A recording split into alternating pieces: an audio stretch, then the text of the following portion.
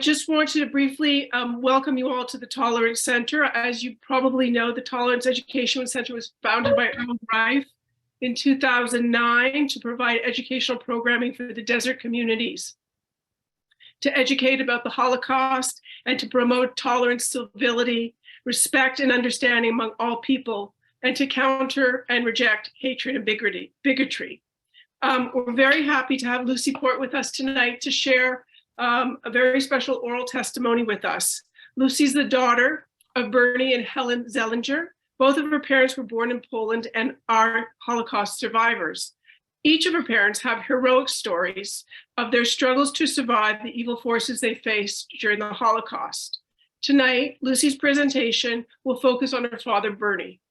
Lucie is a retired cardiac nurse, happily married for over 40 years. She's the proud mother of 2 remarkable adult women and grandmother to 2 delightful grandchildren who are a constant source of joy.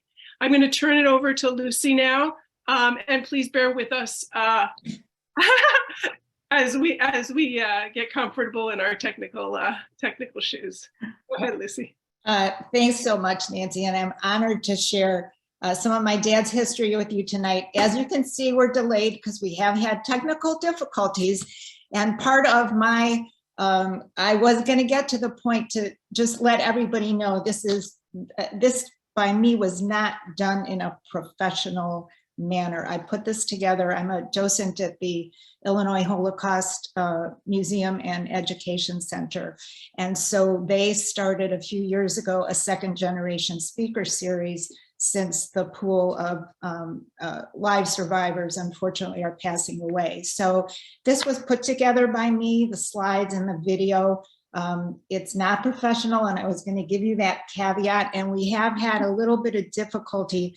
I've got some videos, excerpts of my dad actually speaking through portions of it. We've got some that I put in, and because of the difficulties, when we get to those, I'm actually going to try and play the video from my phone so that you can hear what's going on. I thought it would be very important to actually hear some of his testimony that he did. There are portions from the Steven Spielberg Foundation, Shoah Foundation tapes, and what the little caveat, the little segments you'll see were recorded back in 1995. So I'm gonna work with Josiah to get the first slide up. Okay. So this is just a relatively recent picture of my dad and I, and we can go to the next slide, please. So my dad lived with a firm resolve to bear witness to the tragedy of the Holocaust. He really wanted to document the atrocities that were carried out among his immediate and extended families, his friends, and those strangers who he shared only one common denominator with, and that was the fact that they were all Jewish. That resolve was a driving force that enabled him to survive the numerous close encounters with death that he first faced as a young teenager. I'm so appreciative that years ago, my dad and I worked together to accumulate many of his wartime memories, which he published in a book called Into Harm's Way. Next slide. Thanks. My dad suffered from dementia and passed away at the age of 99, just 2 months short of his 100th birthday.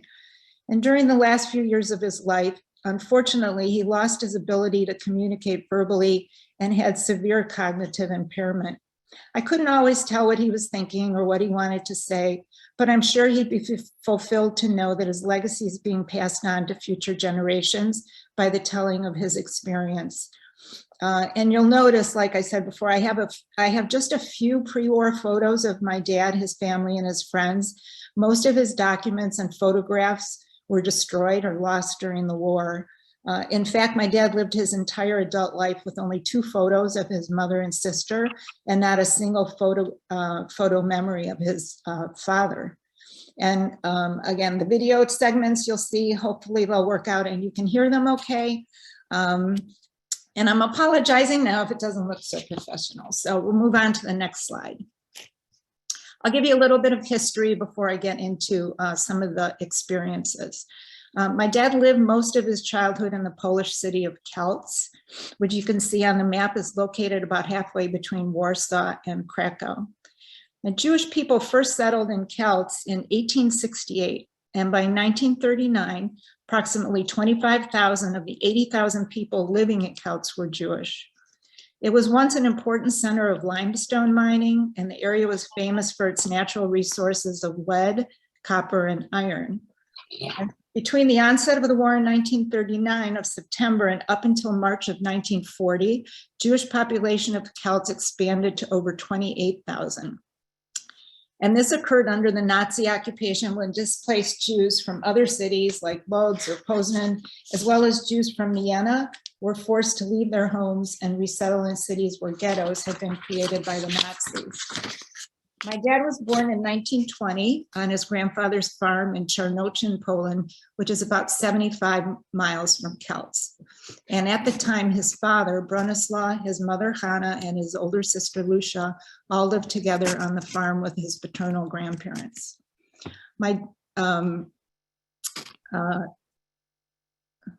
His maternal grandparents lived in Bodzentyn, which is a smaller town. And then after a few years, my dad and his family moved to Kielce and lived in an apartment building located directly across from the Kielce City Hall. Next photo, please. My dad's father was the executive director of a plant which manufactured quicklime and gypsum. The plant was located in a city called Tokarnia, which was about 12.5 miles from Kielce. The family owned a second apartment at the plant, and my dad's dad would often stay in Tokarnia during the work week and take a train back to Kielce when he wasn't needed at the plant. My dad loved to spend time in Tokarnia as a kid. He'd travel back and forth to school by train and loved spending summer vacations there too, as the surrounding area provided lots of open space for playing and exploring.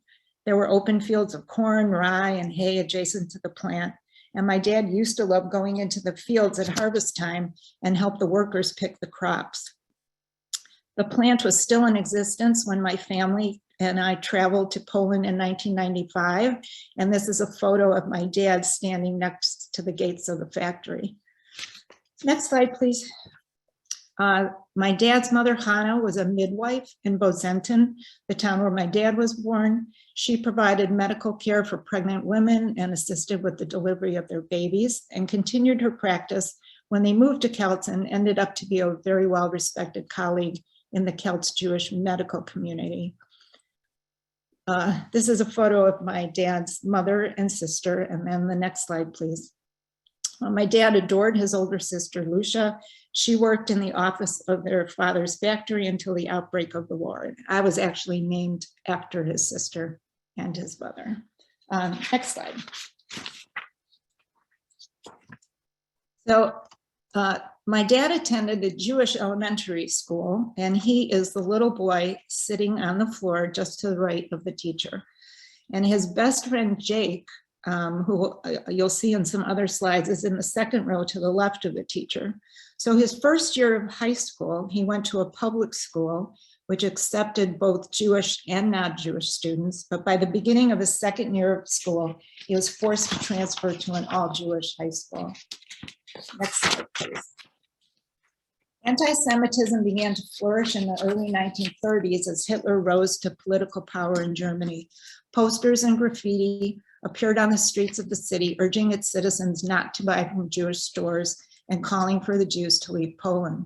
By 1935, the Nuremberg laws were created in Germany, announcing a series of anti-Semitic actions. Jews and German citizens weren't allowed to date or marry. Jews were forbidden to employ German women under the age of 45, and eventually Jews were stripped of their German citizenship and had no legal rights. In Kielce, my dad's school was about a 30-minute walk from his home. And while walking to school, Christian boys would often pick fights with him and his friends just because they were Jewish. They were often forced to walk only on the left side of the street, since the right side was reserved for non-Jews. My dad often fought back. He was an extremely strong teenager and very proud of the fact that he was his school's champion arm wrestler. And I really believe this physical strength was a huge asset to him during his wartime struggle. Next slide, please. His high school class consisted of only 9 Jewish boys. 4 of those ultimately survived the war. And years later, Sidney, who was in the very center of the picture, was sentenced to the same slave labor camp as my dad. The other friends, including Jake, who was in my dad's elementary school class photos, survived with their own unique wartime experiences. Next slide, please.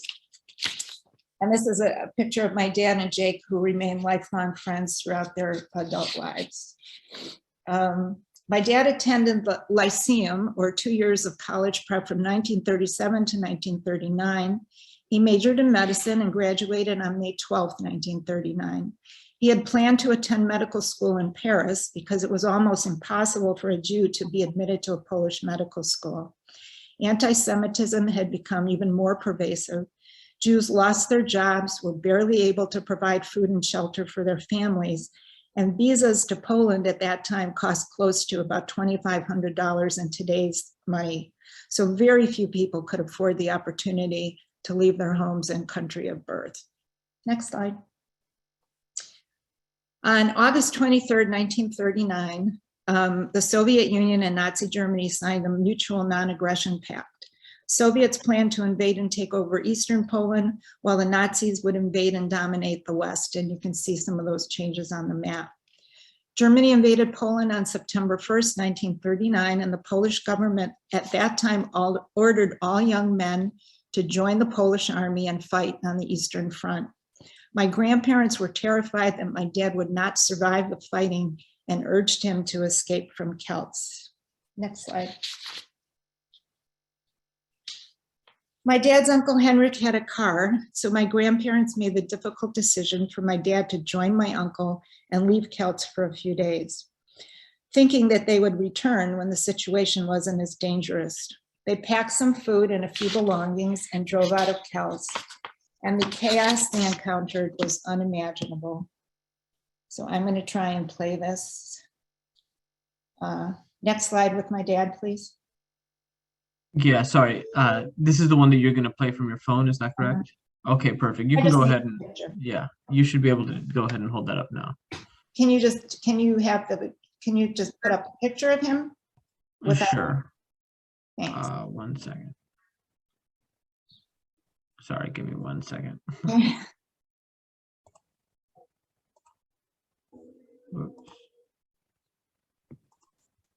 Thank you.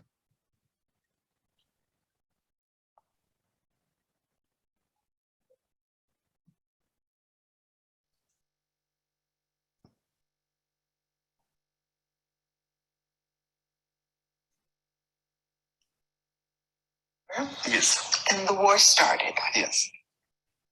Then what happened as far as your life? Okay. When the war started, they started to bomb my city. Okay.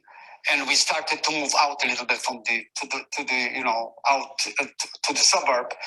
And my uncle, the dentist, he was the youngest, had a car. And his wife and the children also, they stayed in the city. So he said he will go east. He will go east. The Germans should not catch him because he was young. And my parents said, why don't you go with your uncle? So I went with my uncle. And there was a chaos. People were going east by foot, by any form of locomotion or transportation. The soldiers, Polish soldiers, were also withdrawing en masse, and the Germans used to, with the Stukas, with some fighter bombers, used to strike the people and bomb the people.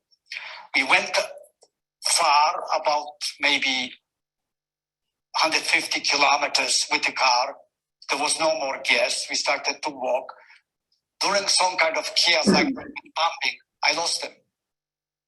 I was by myself. I couldn't find him anymore, my uncle. I didn't know what to do. And the pressure of the people, I didn't know what to do. So I started to go because I assumed that he will go east also. So I started to go east. It was very bad, you see, because I didn't, it was very hot. It was September. It was dry, no rain. didn't have too much to eat. The food was haphazard, whatever I picked up. And I saw a bicycle on a side road and the chain was broken. So I picked up this bicycle and got a piece of wire and built, connect the chain, and I had a bicycle. And I started to go with the bicycle. And the bicycle helped me out because I went almost to the Russian border. Okay, next slide. Could you hear that okay? Okay. So after days of travel, my dad never found his uncle and arrived in the city of Lucie, which was close to the Soviet border and was about 82 miles from Kielce. He lived in a makeshift refugee center there for almost 2 weeks and had totally given up hope of reuniting with his uncle. He was heartbroken and realized that he might never see his family again. While in Lucie, he met a high-ranking Soviet officer, and he told the officer how he had lost his uncle, was completely alone, and was unsure of how he could ever return to Kielce.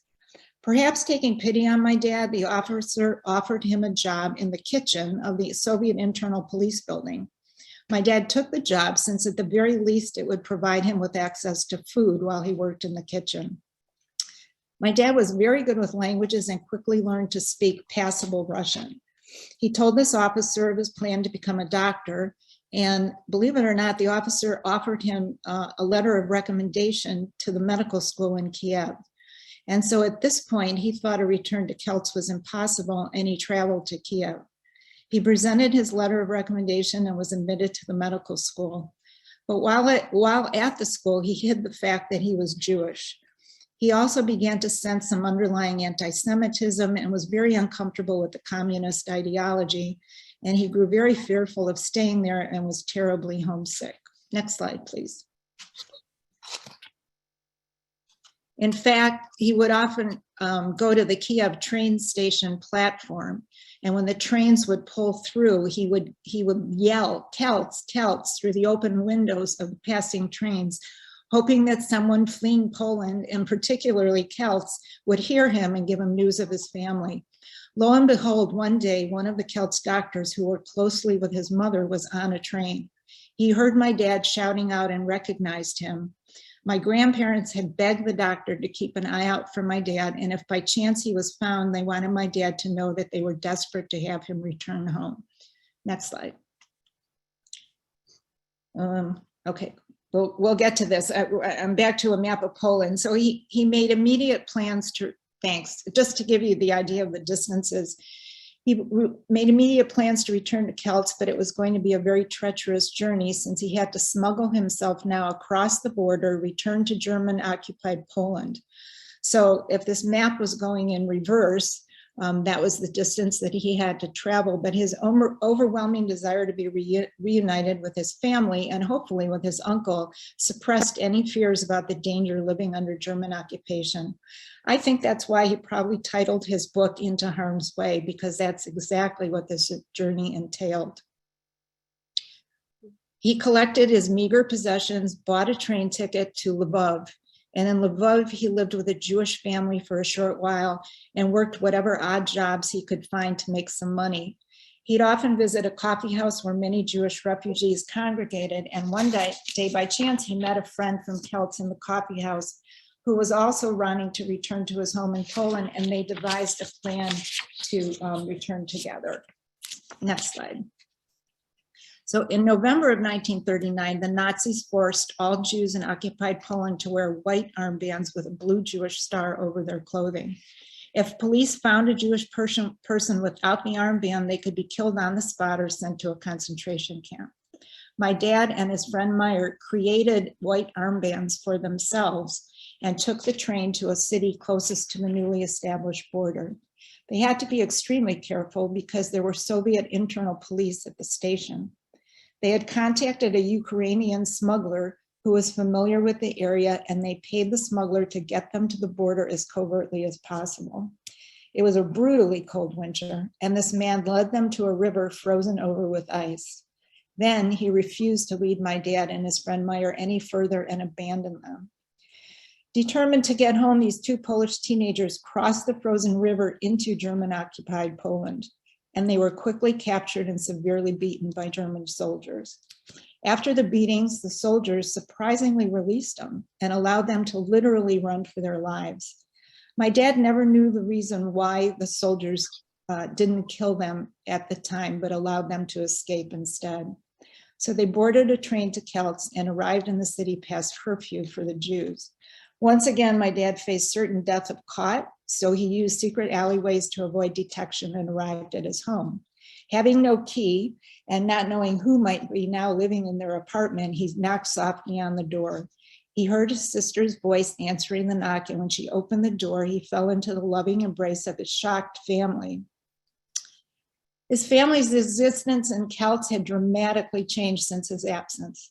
On the 5th day of the war, the Polish administration fled the city and surrendered to the Germans.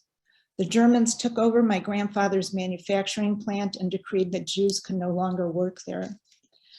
1 month later, Jews were being arrested and tortured for no apparent reason other than their religion. Jewish homes were broken into and valuables stolen.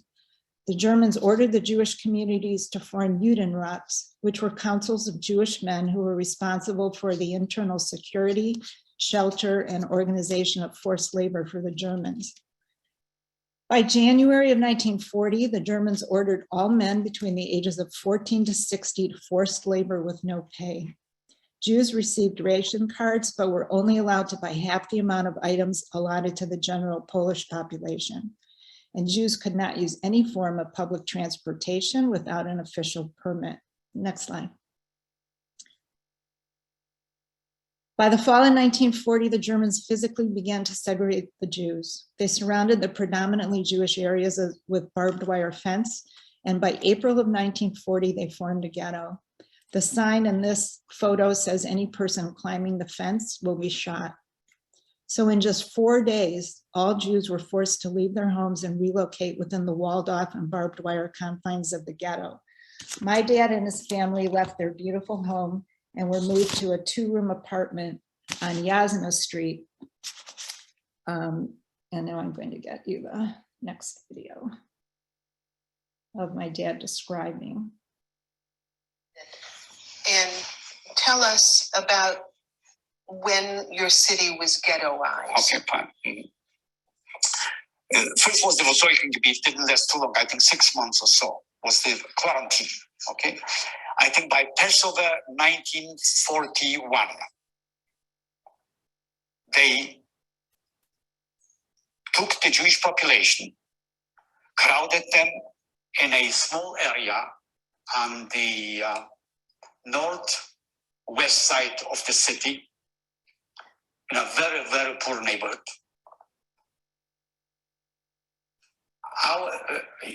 What happened, our building was right kitty corner from the city hall. Our building was excluded from the ghetto. But we had to leave.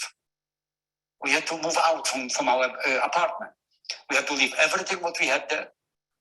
And they put us on Yasna, on a street by the name of Yasna, J-A-S-S-N-A, J-A-S-N-A. There was an apartment of a kitchen and 1 room. And me, my father, my mother, and my sister had 1 room. And they put another people in the kitchen. We lost those 2 German people, Jewish couple, because they had to accommodate them someplace else. And over there, we stayed until August 1942. Okay, next slide, please. So as I mentioned earlier, my family and I traveled to Poland about 27 years ago, and this is a photo of my dad walking up the steps, and you can do the next one as well, Josiah, to his original home that they lived in before the ghetto was formed. Next slide. So this is a rendering of the Kelts ghetto drawn by, I'm not sure where who originated it, but documenting the streets and the buildings contained within the barbed wire walls. So if you look towards the upper left-hand corner, you can see Yasna Street that my dad was describing. And notice that it's located very close to the railroad tracks. Next slide. Oh, well, I'm sorry, I jumped the gun. Within the ghetto, my grandfather, my father's father, was designated as the agricultural supervisor. The Jews in the ghetto had to main their own trees and vegetable gardens in an effort to provide additional food to the population. And while there, my dad worked initially as kind of, they call them sanitarias, spraying disinfectant into the ghetto homes, because of the poor sanitation and cramped living conditions, typhus was rampant and led to an epidemic that ultimately killed close to 4,000 people. Next slide. My dad's sister and mom were assigned to work in the ghetto hospital. Next slide, please. Stories were beginning to spread that Nazis were rounding up and evacuating Jews from Warsaw and other ghettos. By August of 1942, the Celts ghetto, holding 28,000 Jews, was completely sealed off by SS guards and Polish police. And on August 20th, 1942, Nazi soldiers pounded on my dad's apartment door, demanding that his father follow them for a work detail. They commanded him to supervise the leveling of a large field near Yasna Street, which I showed you on the map, close to the train tracks, and assured the family that he would be returned to the apartment safely. Before being led away, my grandfather took my dad into their kitchen away from the police and took out his only valuable possession, which was a gold Schaffenhausen pocket watch. As he gave it to my dad, he told him to keep it hidden and to only use it in a situation that he thought where it might save his life. My dad took the watch, strapped it to his ankle under his pants, not realizing that it would be the last time that he would ever see his father. One more video. Next slide, please. August 1942. Yes. August 1992. About 3 o'clock or 4 o'clock, they started to knock, the Jewish police started to knock on our door. We knew something will happen. This was August 20th? August 20th. We knew that something will happen because there used to be an outfit by the name of Sliwa, S-L-I-W-A, where they use a woodworking outfit, and they used to make small rents for the railroad steps to get, and there were some rumors that they will take the people, send them east. They will evacuate us to work someplace there by train. So we thought that they will go there and we'll work some east. So we were waiting. So when the time they surrounded the city, the Polish police, Ukrainians, SS, Gestapo, they surrounded the area. And there was a special place, they knocked on the door, and even I understood Russian, but the Ukrainians took Ukrainians, Vstavai, get up and get out, you see. And they started to beat the people. People started to take with them a lot of stuff, and they had to lose it because they, you couldn't walk. They beat you and they throw you. And my father had to prepare before a special place there on Yasna Street, which was like a quadrangle, a big quadrangle, where they did accumulate concentrate all those people. They split the city in 3 areas for the evacuation. Ours was the first one. And so they prepared this area. There was grass and something growing to cut it. He was in charge of it, to cut it and make it ready.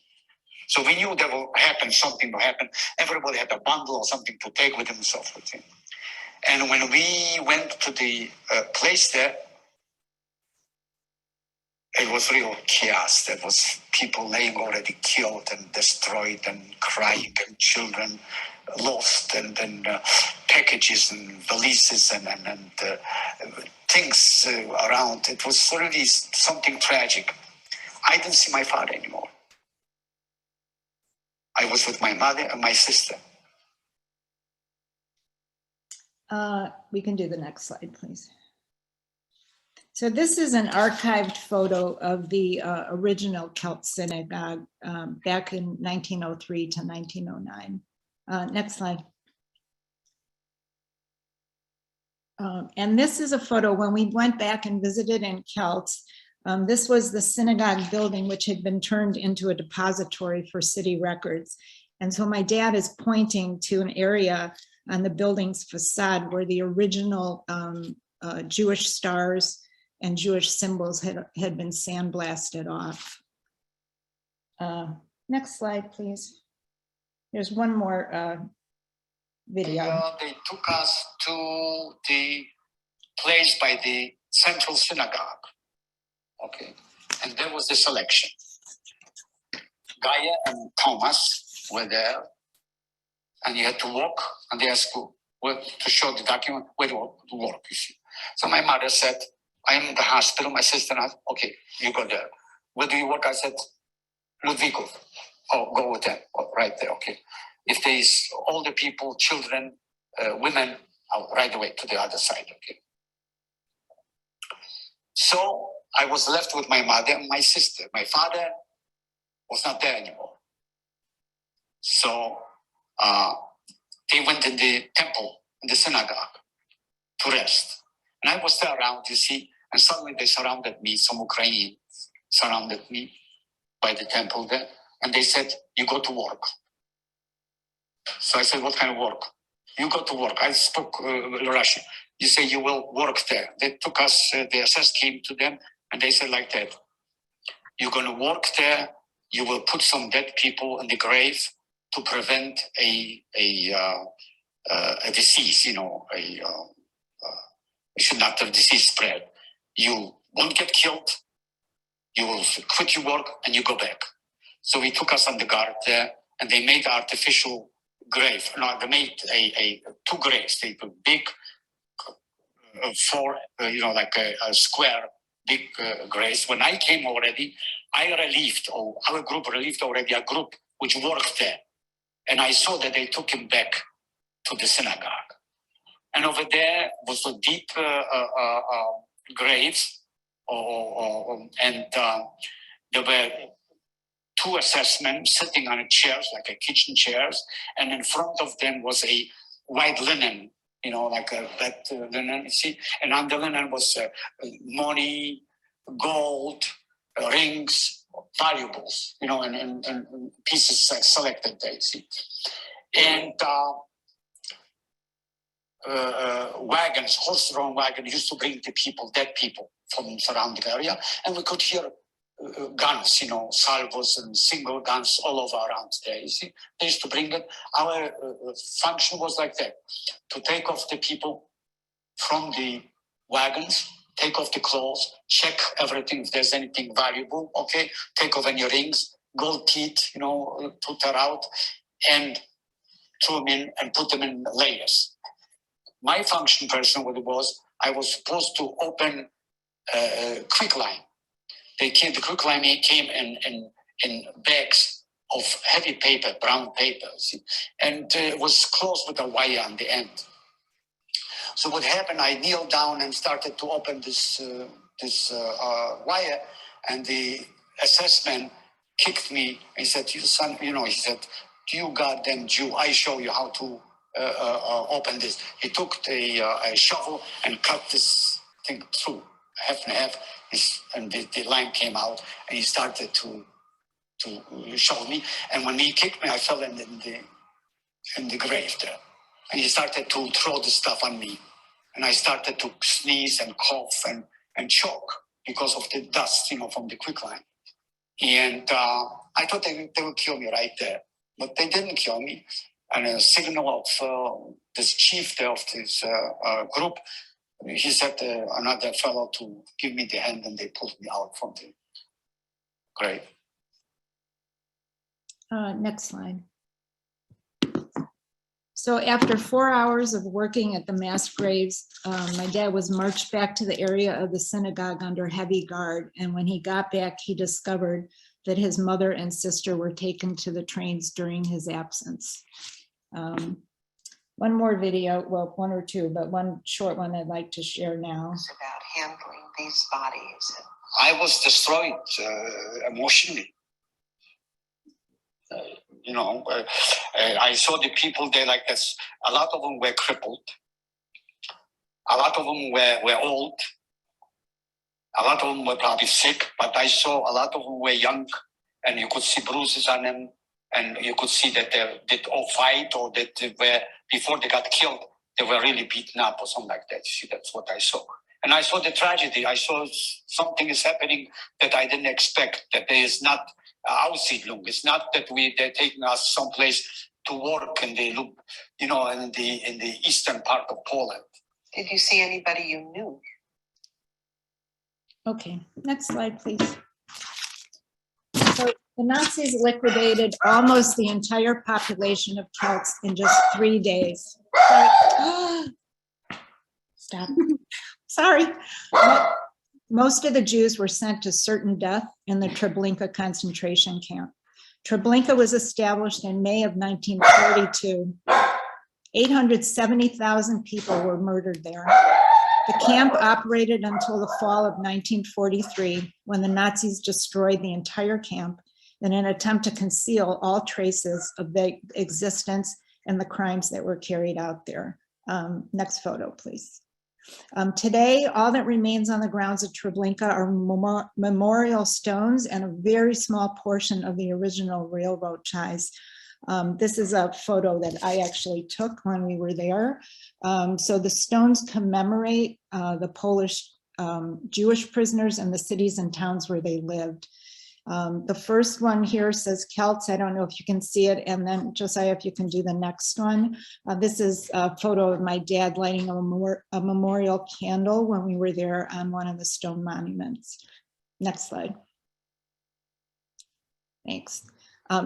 As you can tell, these are archived photos. There are no real photos of labor camps and things, but this will, I hope, give you an idea of maybe what they might have looked at like at the time. About 2,000 people of a total of 28,000 now remained in Celts, and they were forced to work as slave laborers in camps called Arbeitlagers. Arbeit's the German word for work, and Lager is the word for camp. And by the spring of 1943, another 1,500 people were sent to concentration camps, leaving only about 500 prisoners in the town. My dad and his 3 dearest childhood friends, Sydney, Jake, and Natka, were interned at 2 of these camps located on the outskirts of Celts. Similar to the ghetto, the camps were surrounded by barbed wire fences and heavily guarded. Every day, the prisoners were forced to walk the 4 miles from the camps to the factories and back under armed guards. My dad worked in a factory called Henrikhof, which made cast iron axles for the German army wagons. The conditions within the camps were horrific. 400 inmates living in old horse stables, 2 to a bunk with 3 tiers each. The fleas, bed bugs, and lack of food were intolerable, but they were still alive. My dad bunked with this childhood friend, Sydney, while Natka was sent to the women's quarters and worked in the infirmary.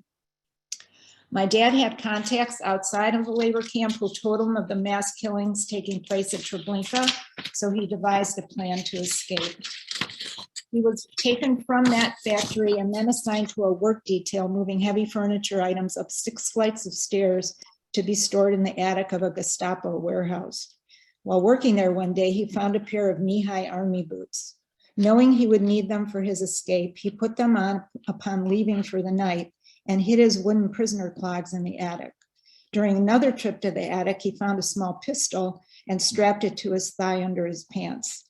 So even though he would face certain death if he was caught with the pistol, he marched back to the camp under the usual guard. One day, one of his campmates told him he had found a German hidden Luger pistol with 7 bullets in it. Knowing that guns were a necessity for escape, my dad recalled his father's last words to him and traded the precious gold watch for the pistol and bullets. In April of 1944, he was transferred to work the night shift and chose the night of May 12th to escape. If the escape was successful, he planned to run to the nearby Holy Cross forest and survive there. They had a better chance of survival living in the forest during the summer than in the brutal cold of the winter. My dad and Sydney waited for Natka to meet them inside the factory building as planned, but she never arrived. She had been captured within the camp, severely beaten, and ultimately sent to the Auschwitz concentration camp. My dad was heartbroken, but forced himself to carry out the escape without her. Next photo, please. My dad and Sydney quietly walked to the latrine building, and my dad stood on Sydney's shoulders and climbed onto the roof. Sydney went inside the latrine and stood on a bench, which is, I'm assuming, was a photo situation similar to the photo. The roof had an opening in it, and my dad was able to reach down, grab Sydney's arm, and pull him through the opening and onto the roof. They jumped down from the building, cut a hole through the barbed wire fence surrounding the camp, and ran for their lives.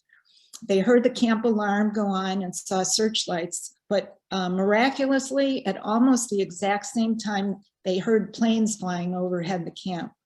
So fearing an impending attack on the camp, the guards cut the searchlights, which had enabled my dad and Sydney to run in the darkness toward the forest.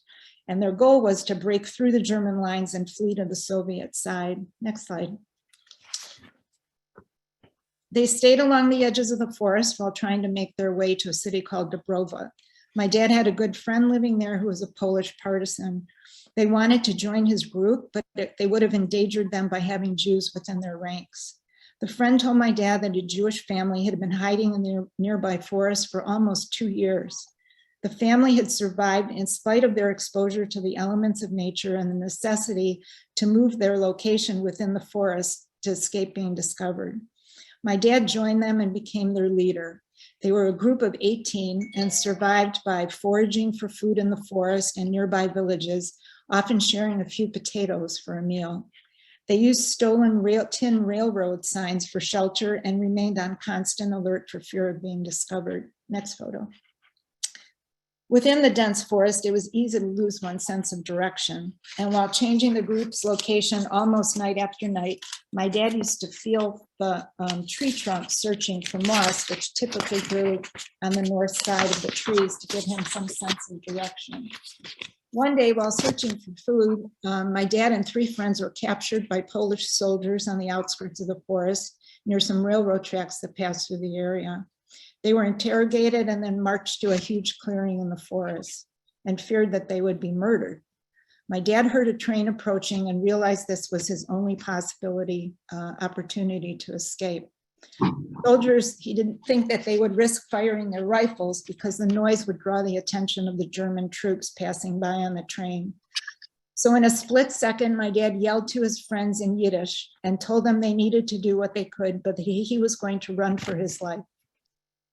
He bolted away and was shot in his back. Miraculously, the bullet lodged near his lung and didn't kill him. And in the book that he wrote with his memoirs, he said, "I did not purposefully abandon my compatriots, but my escape had been instinctive, dictated by the forces of self-preservation and the knowledge that there was no alternative but certain death." And when he later returned to that area in the forest, he found that the men had indeed been murdered. Life in the forest was becoming intolerable because the winter of 1944 to 1945 was brutally cold. So with starvation, frostbite, and death settling in, this group of 18 had now been left with a group of 8. In desperate need of food and escape from the cold, my dad set out to try to make contact with the partisans who were friendly to the Jews. And when he set out, he was stunned when he came upon a Soviet soldier driving a dog sled carrying wounded Soviets. He realized then that the Soviets had overtaken the Germans in their area and that they could leave. My dad and his friend Sydney ultimately traveled back to Kelts, and while there, they were recruited by the Soviets to translate German war documents for them. Next slide. So with little hope of reestablishing life in Kelts, my dad and these 2 friends traveled to Bavaria, Germany, and then to Munich. They hoped to enroll in the United Nations Relief and Rehabilitation Administration University. This organization enabled Jewish survivors to complete their college educations. And while attending the university, my dad lived with an elderly Jewish couple who he always said truly cared for him as if he were their own son. Next photo. So these are some of my dad's university papers and documents. This is his study book. Next slide, please. This is his medical and pharmacology classes and the grades I think he got. And the next one, this was his ID in the university. Next slide. My mom, Helen, was also a student at the university pursuing a degree in dentistry. She was from a city called Sosnowiec in Poland. And when the war ended, her family was relocated to a displaced persons camp in Landsberg, Germany. Next photo. So my parents met at the university, got married in Lotsburg in 1949. I love that my mom's dress was made out of a silk parachute and my dad's suit was made out of a wool army blanket. And they graduated in March of 1950. Next slide. They emigrated to the United States on August 10th, 1950 on an Army transporter named the General McRae. And this is a copy of the ship's log. And you can see my parents' names are highlighted in yellow, and got to the port of New York City 12 days later. Next slide, please. They entered a free but very foreign world. They learned a few English words while on the ship. And had some meager possessions they had taken with them from Germany, but virtually nothing. My mom assisted with the dental work needed by the sailors in the dental office on the ship, and earned $50 in tips that the sailors gave her from the work. So they lived in New York for a short time and then moved to Milwaukee to join my mom's family who had already settled there. Next slide. My dad was admitted to the medical intern class at Mount Sinai Hospital in Milwaukee. And although he wasn't a US citizen yet, while living in the state of Wisconsin, he was obligated to register for Army Selective Service. And he and my mom then moved to Chicago, where he completed a medical residency in obstetrics and gynecology. Next slide. Remarkably, after surviving the Holocaust, the Army Selective Service found him and drafted him to Seoul, Korea for 18 months, where he served as a doctor in the Army's 5th Medical Company. Next slide. So one of the men in his outfit was a judge from Hawaii who actually presided over a small ceremony to naturalize my dad while in Korea as a US citizen. Next slide. Crazy story. He returned home after Korea, settled in Chicago, and had an outstanding obstetrical practice and delivered thousands of newborn babies into the world. Next, we can flip through the next ones. These are, my dad retired in 1995. Next, there's 5 more, yeah. And spending winters in Florida, time with his children and grandchildren, and pursuing hobbies. He used to say that as he struggled to survive the Holocaust, he never thought he'd live long enough to grow old. And he lived for 99 years. We can stop there for a second. Raised a wonderful family, had 4 beautiful grandchildren and 2 adorable great-grandchildren. Next slide. This photo was taken at a luncheon we attended that was sponsored by the US Holocaust Museum. And my dad often wrote what he called poems, not rhyming poems, but I think it was a way that he could express his emotions. And this he wrote shortly after we were there. Now the days are numbered, the eyewitness pool is shrinking fast, and those who live through the horror of brutal force and tragic loss will soon leave this world behind. We are the trustees of those who met their end at Treblinka and the other factories of death. Do not let the wicked deny the truth while you still have the strength to speak. Open your wounds despite the pain. Keep memory alive as long as you can, for those who hear you now will keep it forever, long after you're gone. And with a similar theme, my dad ended his book with this epilogue. I lived through such tragic loss of innocent life.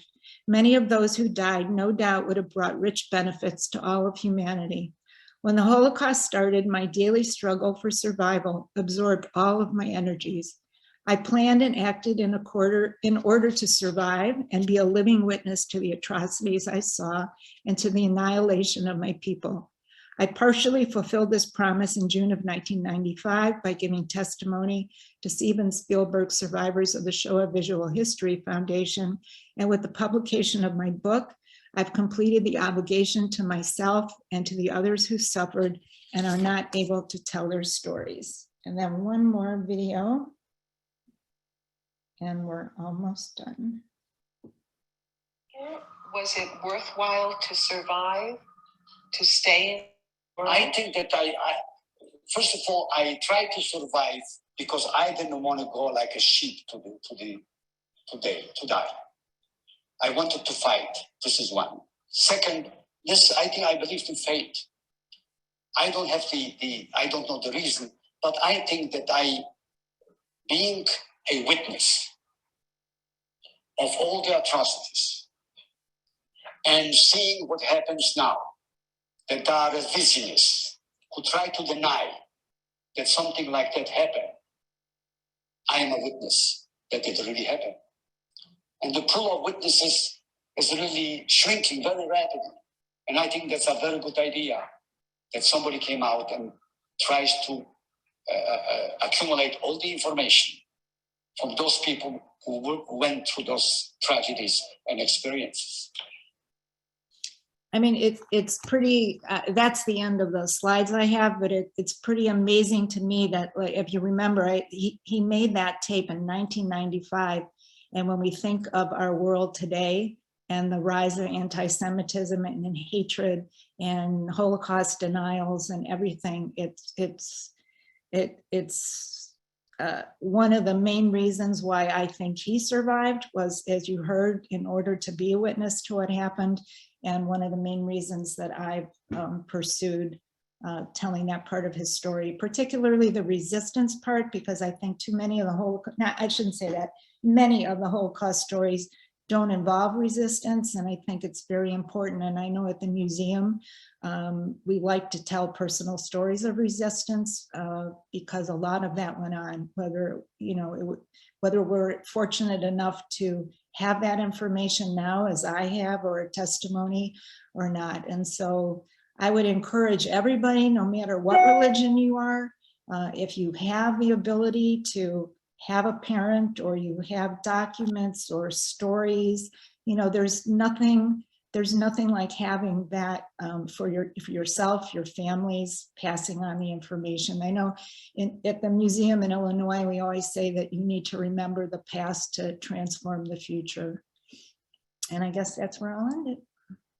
Lucie, that was just amazing. Thank you very much. Oh, my pleasure. I think Thank you're you all for a listening. trustee of a trustee. And if I thought you were going to tell us one story of survival and resistance, but really, didn't you tell us many stories of survival and resistance? That's truly amazing. Well, it's like I said, I think, everybody that went through the experience of the Holocaust and the prejudice, and everybody's story, one is not more important than the other. But he truly did face death so many times and ended up surviving. It's crazy for me as a child even to fathom that. Would you be willing to field a couple of questions if anybody has? Sure. Is there anybody in our chat watching that would like to address a question to Lucie? Nope. Sometimes people are shy. Whoops. Well, I think that was just remarkable, and Yoshikov, to you for telling it. It's an emotional story. Oh, thank you. And it must be difficult to do that. And I think that hearing your father's voice was really very, very special. So thank you very much for sharing that with us. My pleasure, and thank you. Thanks to all of you who listened. And again, I encourage all of you, if you have the opportunity, no matter what history is there or not there, to pursue it. Before we sign off, I want to thank all our participants for joining us here tonight. It's very, very special for us to have you with us. As you know, that the Tolerance Education Center has been shut since the onset of the pandemic, and we are reopening the building. As a matter of fact, we're going to have a reopening on January 22nd, Sunday, January 22nd, from 3 to 5. We invite you. It's a free event, but we would love you to let us know that you're coming, so you can find that on the website or in the newsletter. And this event with Lucie tonight should mark the beginning of a very productive year for the Tolerance Education Center in Rancho Mirage. I look forward to meeting you and seeing you at the center, seeing you again online. And please feel free, if you have any questions, to contact us. We're at support at toleranceeducationcenter.org. If you have a second gen story or you would just like to reach out, I would be most happy to hear from you. So unless anybody has anything to add, I will. There are a few thank yous here in the chat, Lucy. I'll share them with you. I think we will sign off for now. Thank you very much, everybody. Thank you. Thank you. Be well.